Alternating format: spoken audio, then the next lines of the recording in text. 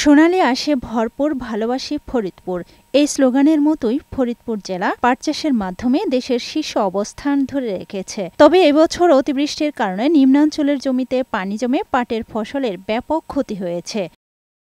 বীজ, জৈব ও রাসায়নিক সার, কীটনাশক এবং শ্রমিকদের মজুরির মূল্য বৃদ্ধি কৃষকদের লাভের সম্ভাবনা কমিয়ে দিচ্ছে। কৃষকরা সরকারের কাছে ন্যায্য দাম নিশ্চিত করা এবং উৎপাদন খরচ কমানোর জন্য বীজ, সার ও কীটনাশকের দাম হ্রাসের দাবি জানিয়েছেন। পাটের ফসলটা এবার খুব ভালোই হয়েছে, তবে কত কত জায়গা সেই জায়গায় বৃষ্টিতে একটু ক্ষতি হয়েছে। খরচ দিয়ে যদি সরকার পাটের দাম যদি আমাকে ন্যায্য মূল্য না দেয়, তাহলে আগামী বছরে আর পাট করা সম্ভব হবে না। ফলন যতই ভালোই হোক, যদি আমরা সঠিক ফলন দাম মূল্য না পাই, তাহলে তো আমাকে কোনো লাভ নাই। ফরিদপুর কৃষি সম্প্রসারণ অধিদপ্তরের উপপরিচালক জানান, এবছর লক্ষ্যমাত্রা ছাড়িয়ে পাটের আবাদ হয়েছে। বাম্পার ফলনের আশা করছেন তিনি। অনুকূল পরিবেশ থাকার জন্য আমরা আশা করছি যে আমাদের যে লক্ষ্যমাত্রা, এই লক্ষ্যমাত্রা অর্জন করতে সক্ষম হব।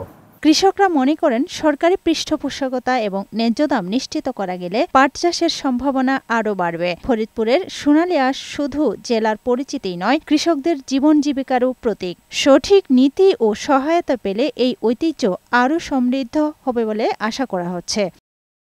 আফরোজা সুলতানা, বৈশাখী সংবাদ।